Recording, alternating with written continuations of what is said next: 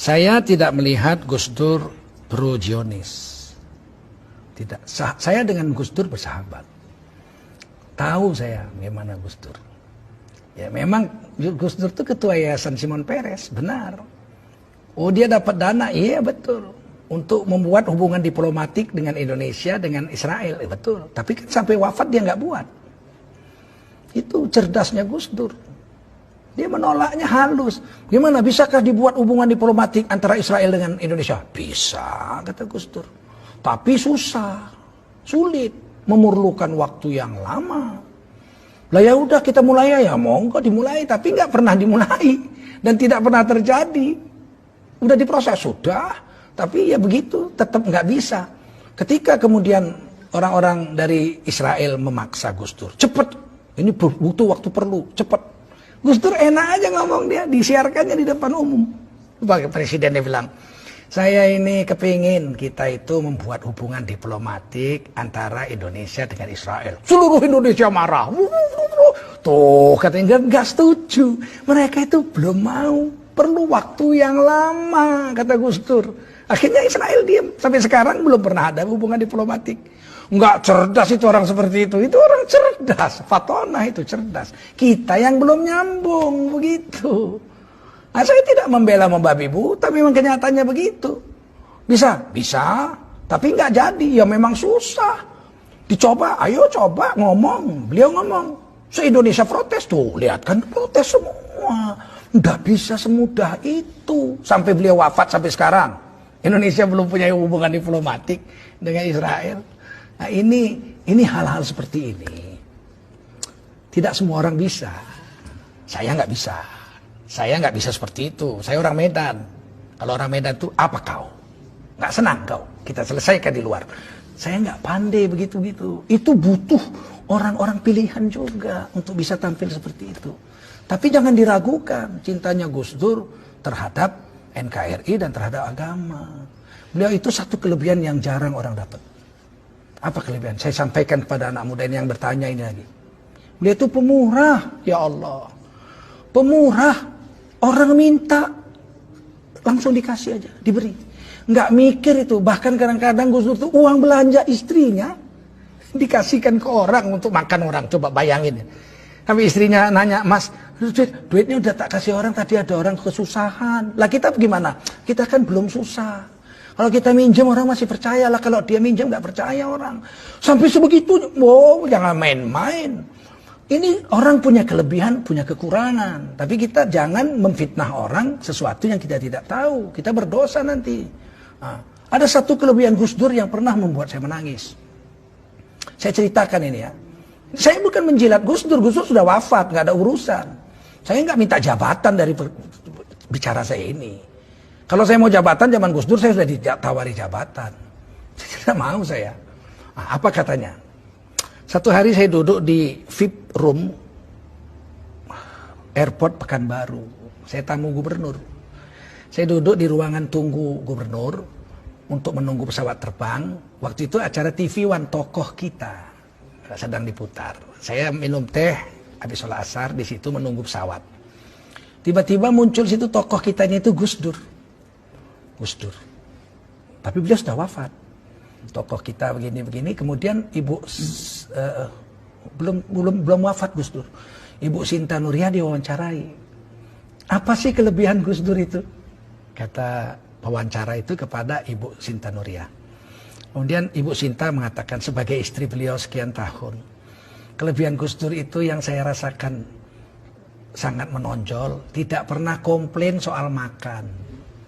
Kemudian nampaklah Gus Dur duduk di tempat tidur amben kecil begitu, pakai celana sedengkul, pakai kaos, makan. Nah, lauknya itu cuman ayam goreng paha sebuah, nggak ada sayurnya, nggak ada sambalnya, nggak ada kecapnya, nasi putih. Jadi nasi putih ayam, disendok nasinya ke mulut pakai sendok, ayamnya digerawat pakai tangan. Kemudian Gus Dur makan, disuting begitu. Jadi itulah kelebihan Gus Dur yang membuat saya itu bahagia, kata Ibu Sinta Nuria. Salah satunya seumur hidup perkawinan kami beliau tidak pernah komplain soal makanan. Saya langsung keluar dari situ nangis saya. Sebab kelemahan saya paling besar adalah komplain makanan. Saya sejak kecil ibu saya itu pandai masak dan saya anak laki-laki satu-satunya. perempuan 6, laki-laki 1. Sehingga saya makan tuh sangat dimanja. Mau pakai gulai, pakai ini, namanya orang Melayu. Ikan goreng, gulai, segala sambal. Saya keluar, istri saya orang Banten. Sejak kawin tuh biasanya rebus-rebus lalap, rebus-rebus lalap. Sempat saya bilang satu hari makanan ini, makanan kambing ini saya bilang. Sampai istri saya menangis. Sebab kami orang Melayu lemak-lemak kayak kelapa. Dia lalap-lalap, tiap hari lalap-lalap rebus, lalap-lalap rebus. Jengkel juga saya. Saya keluar, saya ambil handphone. Saya telepon istri saya di Jakarta, saya bukan baru. Adik, iya bang, abang pulang. Pulang dek, abang sedang nunggu pesawat. Loh abang kok nangis? Saya bilang, saya minta maaf adik. Saya selama ini selalu komplain soal makan. Pernah saya bilang makanan kambing. Kadang-kadang saya banting juga meja gitu. Gak suka saya makanan gak enak. Saya minta maaf. Istri saya bilang, abang sehat bang. Abang kan gak apa-apa kan. Nanti abang jatuh naik kapal terbang. Enggak dek, saya istilah Melayu buang tabiat. Orang mau mati itu tingkahnya aneh-aneh gitu. Saya bilang tidak, saya tidak buang tabiat. Enggak ada tingkah aneh-aneh. Saya baru dengar Gus Dur. Ibu Santa Nuria diwawancarai. Ternyata kelebihan Gus Dur nggak pernah komplain soal makan. Saya jadi teringat Rasulullah. Rasulullah itu mengatakan dalam hadis, saya tahu hadisnya. Jangan komplain soal makanan. Kalau enak kamu makan, kamu puji. Kalau kamu rasa nggak enak, jangan kau caci, tapi jangan kau makan. Pergi aja, jangan kau caci. Nah saya mencaci makanan, padahal saya tahu hadis. Saya pikir itu kan cuma Rasul yang bisa buat. Kenyataannya Gus Dur bisa buat. Ngapain mesti belajar tidak komplain makanan kok sampai jauh-jauh nunggu sahabat Nabi atau zaman Nabi. Mau zaman sekarang aja ada orang. Saya bilang gitu, maafkan saya janji. Saya tidak akan komplain lagi soal makanan kepadamu. Sampai di Jakarta saya pulang dipeluk istri saya. Ya Allah bang, abang nonton itu? Iya, saya nggak punya TV di rumah, nggak nonton TV. Tapi di VIP room itu ada televisi. Pas TV One tokoh kita. Jadi saudara, saya tidak menjilat Gus Dur. Gus Dur sudah wafat, nggak ada dapat jabatan saya dengan kata-kata ini. Tapi wajib menceritakan orang yang sudah wafat itu kebaikan-kebaikannya saja. Haram menceritakan aib orang yang sudah mati. Karena orang yang sudah wafat itu telah sampai kepada perbuatannya. Kita ceritakan baik-baiknya aja. Nah, Gus Dur itu orang baik, cucu orang soleh, anak orang soleh. Nah, jadi demikian, mudah-mudahan ada manfaatnya pertemuan ini. Terima kasih atas pertanyaan saudari kita tadi.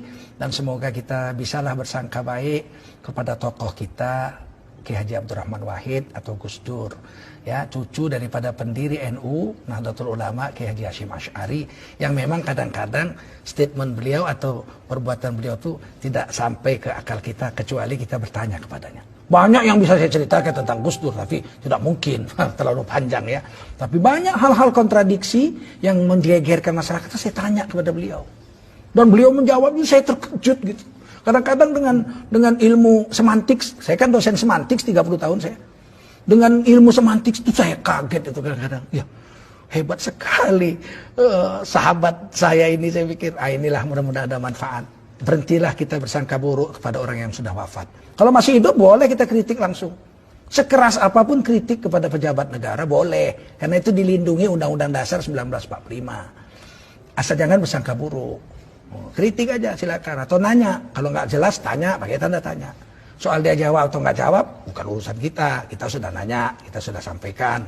Kita tulis surat terbuka biar dia baca, biar jawabannya dibaca orang. Dia jawab syukur, nggak dijawab kita sudah sampaikan kewajiban kita. Undang-Undang Dasar 45 pasal 28 ayat 1, 2, 3 dan seterusnya menjamin tiap-tiap warga negara untuk berkumpul dan bersuara mengeluarkan pendapatnya. Wallahu a'lam bishawab.